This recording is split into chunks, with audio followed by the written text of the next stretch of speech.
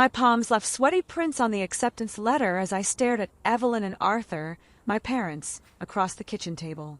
Their faces, previously showing only indifferent attachment, had hardened into something tougher, something I'd seen before, but never this nakedly.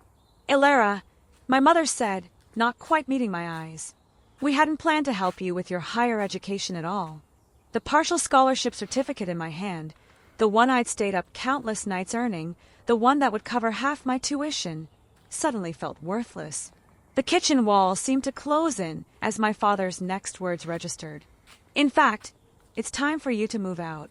We've decided to give your room to your nephew, Leo." I couldn't breathe. 7 years of watching my sister, Serafina, receive everything while I received nothing had prepared me for disappointment. But not this. Not homelessness at 18. Not total abandonment while they continued supporting my dropout sister and her child. But where am I supposed to go? My voice emerged as a whisper, foreign to my own ears. "You're an adult now," Evelyn snapped, her voice turning cold as she gestured toward the door. "It's time you took care of yourself. The room situation is non-negotiable. My name is Ilara. I'm 25 and a corporate department head. This is the story of how I rebuilt my life after my family discarded me and how justice finally found them in a courtroom. I'd always known I was second choice in my family. Born 5 years after my sister, Serafina, I grew up watching the stark contrast in how we were treated. When I needed new shoes because mine had holes, Evelyn would dismiss me with a tired sigh. "We just bought you shoes last year." But Serafina could casually mention liking something, and it would appear in her room the next day. The pattern was crystal clear during one particular morning when I was 12. Serafina was sprawled on the couch texting on her brand new, just because phone from our parents. "I don't want to go to college," she announced during breakfast. "It's pointless and boring. I'd rather just stay home." Evelyn nearly dropped her coffee cup. "But honey, what about your future?" "Well," Arthur started cautiously, "we were planning to pay for any college you choose, even if it's in another state." Serafina's entire demeanor transformed instantly. "Wait, any college? Even one far away from here?" "Of course, sweetheart," Evelyn jumped in. "We want what's best for you." "In that case," Serafina's eyes lit up, "I want to go to Pacific State. It's perfect, and it's 3 states away." I sat there pushing cereal around my bowl, already knowing that when my time came, the conversation would be very different. But I had my own plans. While Serafina casually glided through high school with mediocre grades and an active social life, I buried myself in studies. It wasn't just about proving something. It was about survival. I watched her leave for college with fully paid tuition and a new wardrobe while I saved every dollar from babysitting and tutoring. Then came the call that changed everything. Serafina, 3 months into her 3rd year, was pregnant and the father wasn't in the picture, a phrase I'd hear repeated countless times. My parents immediately told her to come home, promising to take care of everything. A few months later, our house filled with the sounds of a newborn boy. Just like that, my parents had a grandson to dote on. Serafina settled into staying home all day with the baby, showing zero interest in finding work or finishing her degree. "I'm a full-time mom now," she'd say proudly whenever anyone mentioned working. "That's the most important job in the world." Meanwhile, I'd been studying harder than ever. My efforts paid off with acceptance to the local community college and that partial scholarship, the one now seeming to disintegrate in my hands. As my parents explained, they had no intention of helping me. That night, after being told to leave my home, I walked aimlessly through the neighborhood, my mind racing with panic. Then, like a light cutting through fog, I remembered Karina. We'd been friends since middle school. My hands shook as I called her. Karina lived in a beautiful apartment downtown, a graduation gift from her wealthy parents. When I arrived, she took one look at my tear-stained face and pulled me into a tight hug. "You're staying with me," she declared, leading me inside. "For as long as you need, no arguments." The next morning, Karina called her parents and asked them to come over. I tried to protest, but she wouldn't hear it. "They'll want to help, Ilara. Just let them." Mr. and Mrs. Caldwell arrived within the hour. They listened intently as I reluctantly shared my story, trying to keep my voice steady.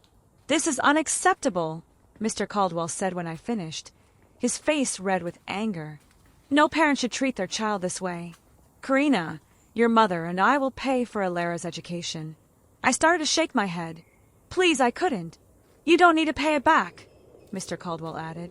Consider it an investment in a bright young woman's future. I appreciate it more than I can say, I insisted. But I need to pay it back. Please, it would mean everything to have your help, but I want to earn it. They exchanged glances, and Mr. Caldwell nodded with what looked like respect. I wrote out a formal receipt right then, and there, my hand trembling slightly as I signed it. The next few days passed in a blur of adjustment. One evening, I saw a recruitment ad in the cafe near campus. I told Karina about it, and she unexpectedly replied that we should apply together. I was surprised. Karina had never worked before. She'd never needed to. We both got hired. Working together turned out to be more fun than either of us expected. We'd come home exhausted but laughing, smelling like coffee, and sharing stories about difficult customers. During one Sunday dinner at her parents' house, Mrs. Caldwell pulled me aside. I need to thank you, Alara, she said softly. Karina's different now, more responsible, more independent. Before you moved in, she never thought about working or managing her own money. Now, she hasn't asked us for extra cash in months. She's growing up, and I think a lot of that is because of your influence. That's not because of me, I protested. Karina's always been amazing. Mr. Caldwell joined us, smiling. True, but you've shown her a different way of looking at things. You know what she told me yesterday? She said she's proud of earning her own spending money. Our Karina, proud of working at a cafe. It was a damn nice confession. Community college might not have had the prestige of State University where Serafina had dropped out, but I was determined to make the most of it. I threw myself into every opportunity: academic competitions, student leadership programs, extra credit projects, anything that could help me stand out. The state business competition had been a turning point. I'd stayed up for 3 nights straight preparing my presentation on sustainable business practices. When they announced my name as the state winner, I couldn't believe it. Dean Albright called me to his office a week later. Congratulations on your victory. The college has decided to offer you a full scholarship for the remainder of your studies. That evening, I called Karina with the news. She screamed, so loud I had to hold the phone away from my ear. We have to celebrate, she insisted. Mom, Dad, Alara got a full scholarship. The Caldwells insisted on hosting a dinner in my honor. Their house had become more of a home to me than my parents' house ever was. Every Christmas, every holiday, they made sure I knew I had a place at their table. To Alara! Mr. Caldwell raised his glass at dinner. We always knew you could do it. Even with the full scholarship, I kept my cafe job. Karina had moved on to other things, but I enjoyed the work and the extra income. Every dollar I saved felt like another brick in the foundation of my future. Graduation day came faster than I expected. As I stood in my cap and gown, I searched the crowd and found the Caldwells beaming at me. My own parents and sister weren't there, and honestly, I preferred it that way. I hadn't spoken to them since the day they kicked me out, and I had no desire to change that. Alara, Mr. Caldwell caught up with me after the ceremony. I've mentioned you to some colleagues at Jensen Corporation. They're very interested in meeting you. Thanks to his recommendation, I landed a position in their project management team. The salary was enough for me to rent my own apartment. Nothing fancy, but it was mine. Every month, I set aside money to repay the Caldwells despite their continued protests. I threw myself into work with the same dedication I'd shown in college. There was a particularly challenging project that nobody wanted to touch, a complete overhaul of our client management system. I volunteered for 6 months. I lived and breathed that project. Late nights, endless meetings, countless revisions. But in the end, we didn't just succeed. We exceeded every target. The new system increased client retention by 40% and brought in millions in additional revenue. 2 years after starting at Jensen Corp., I handed Mr. Caldwell a check for the full amount of my tuition, including interest. You didn't have to do this, he said softly. Yes, I did, I replied. You believed in me when no one else would. But I needed to do this on my own. A week later, I was called into the CEO's office. I thought it was about the client management project, and in a way it was. Alara, she said, We're creating a new department to handle strategic client relationships based on the success of your system overhaul. We want you to head it. At 25, I became the youngest department head in the company's history. The salary increase was substantial, more money than I'd ever dreamed of making at this age. I decided to celebrate my promotion with a small party at my apartment. Nothing too fancy, just close friends and a few cousins I'd stayed in touch with over the years. Karina helped me arrange everything just like she always did for special occasions. "The food's amazing," my cousin Celeste said, helping herself to another appetizer. "You've really made it, Alara. This apartment is gorgeous." The evening was going perfectly. Mr. and Mrs. Caldwell were chatting with my work colleagues. Wine was flowing and laughter filled every corner of my home. I was in the middle of telling a funny story about my first day as department head when the doorbell rang. "I'll get it," I said, assuming it was the late delivery I'd been expecting. The moment I opened the door, my blood ran cold. There stood my parents and Serafina with her 7-year-old son, Leo, hiding behind her legs. 7 years. 7 years since I'd last seen them, and here they were on my doorstep. Well, my mother pushed past me into the apartment, my father and Serafina following close behind. "Aren't you going to welcome your family?" I stood frozen, my hand still on the door handle. How had they found me? Then I caught Celeste's guilty expression across the room, and I knew one of my cousins must have told them about the party. What kind of daughter throws a party and doesn't invite her own parents? Evelyn's voice carried across the now silent room. We had to hear about it from others. Finding my voice, I straightened my spine. "There's no reason why I would invite you. You made it clear years ago that we weren't family anymore. Don't be ridiculous." Evelyn waved her hand dismissively. "We're your closest relatives. Of course, we should be here." Before I could respond, they were pushing their way toward the dining area. Evelyn spotted Mr. Caldwell sitting at the table and marched right up to him. "Excuse me," she said, her voice dripping with false sweetness. "I need that seat. I'm Alara's mother, her beloved mother." The room fell silent.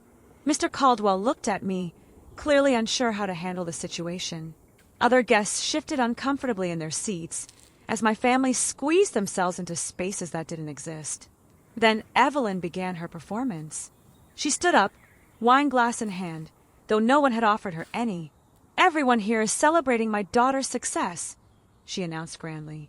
Well, as her mother, I deserve congratulations too. Look at her, a department head at just 25. She gestured around my apartment with sweeping arms. This luxurious apartment, that expensive car in the parking lot, the huge salary increase she just got. I watched in horror as she continued, her voice growing louder with each statement. How did she even know these details about my life? And yet, her voice suddenly turned bitter. With all this success, she doesn't help her own parents. Not a penny. Before I could respond, Serafina jumped in, pulling her son, Leo, closer to her side for dramatic effect. "You should see how we live, everyone," she said, her voice trembling with practiced emotion. "My poor boy, Leo. I can barely afford his school supplies. Meanwhile, my sister lives like a queen, has everything handed to her on a silver platter. She's forgotten where she came from, forgotten her own family." I felt something snap inside me. 7 years of built-up anger and hurt came rushing to the surface. I stood up, my chair scraping loudly against the floor. "Enough!" My voice cut through the room like a knife. "You want to talk about family? Let's talk about family. Why don't you tell everyone the real reason I haven't spoken to you in 7 years? Evelyn's face paled slightly, but she kept her chin high. Arthur suddenly became very interested in his shoes. "Tell them how you kicked your 18-year-old daughter out of the house." I continued, my voice steady despite my shaking hands. "Tell them how I came to you with a partial scholarship, asking for help with the other half of my tuition, the same tuition you fully paid for Serafina and you refused." "Alara!" Arthur started, but I wasn't finished. "Tell them how you gave away my room before I even had a chance to find somewhere else to live. Tell them how you said you'd done enough by raising me until I was 18. Tell everyone here how you left your younger daughter homeless because you decided your older daughter's lifestyle choices were more important." The room was dead silent. Even Serafina's son, Leo, had stopped fidgeting, sensing the tension in the air. After treatment like that, I said, looking directly at my mother. What child would want to maintain a relationship with their parents? Serafina jumped up, her face red. Oh, poor Alara, always the victim. Meanwhile, I'm raising a child alone. You've been raising a child alone in our parents' house for 7 years. I cut her off. Your son, Leo, is 7 now, old enough for school. There's nothing stopping you from getting a job and helping our parents yourself. You don't understand what it's like to be a mother. Serafina spat back. You're just a careerist who only cares about herself. You don't know what it means to take care of a child 24/7. Get out! My voice was quiet but firm. All of you, get out of my apartment right now. That's when Evelyn's expression changed to something calculated and cold. She smiled a smile that sent chills down my spine. Oh, we'll leave, she said slowly. But don't think you're getting rid of us that easily. We're going to sue you. What? I felt like I'd been slapped.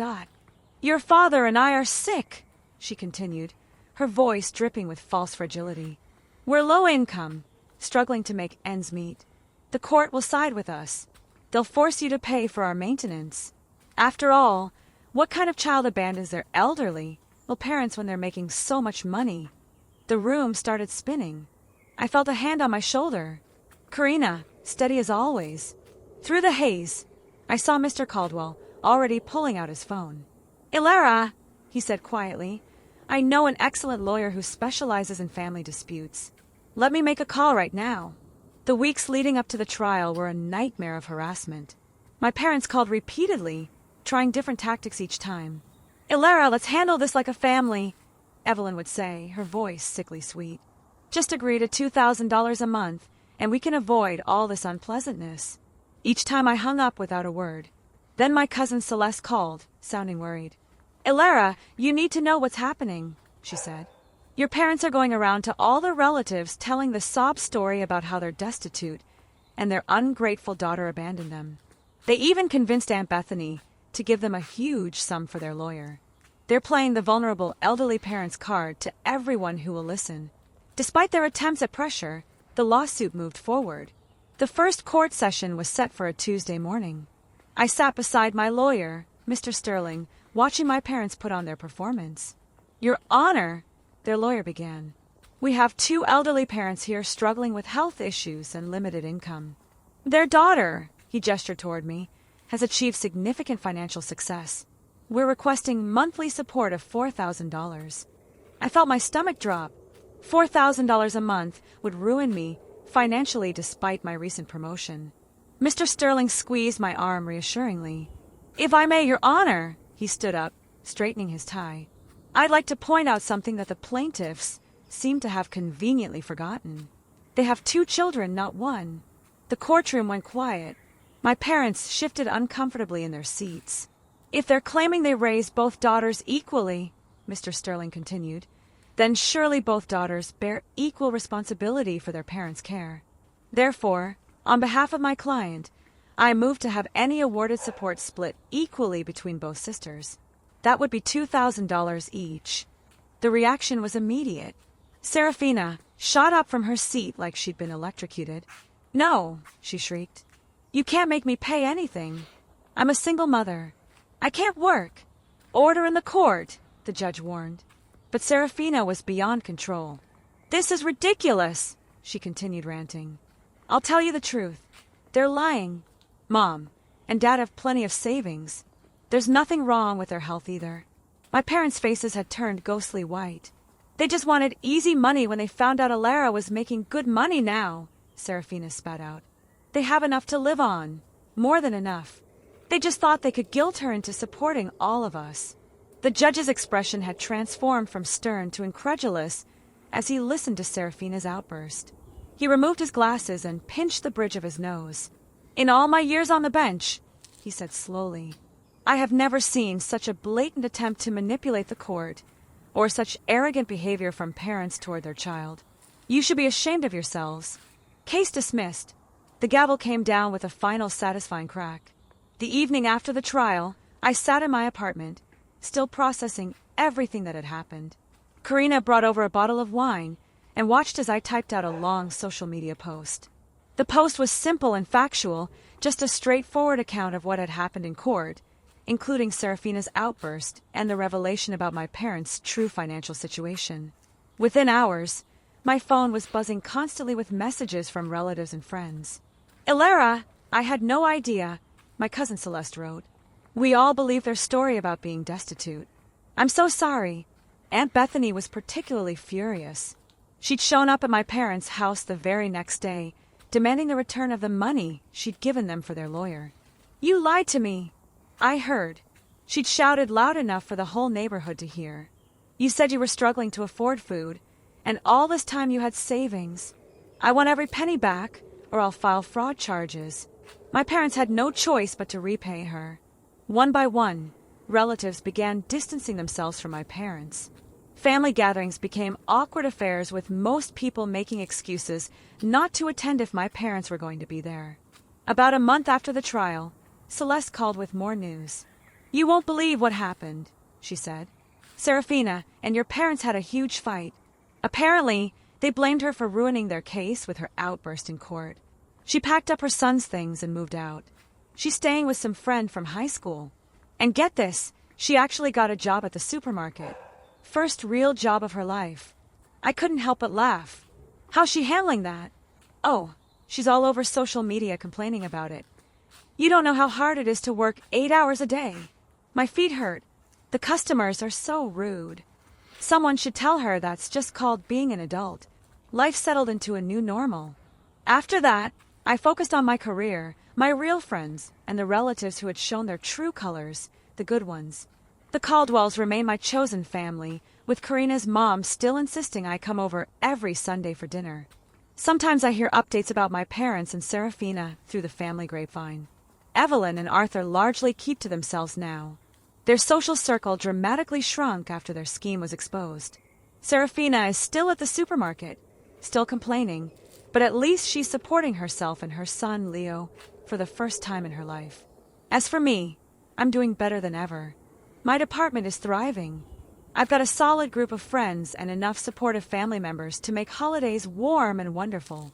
Looking back on everything that's happened, I realize that losing my biological family forced me to create something better, a chosen family built on love, respect, and genuine support.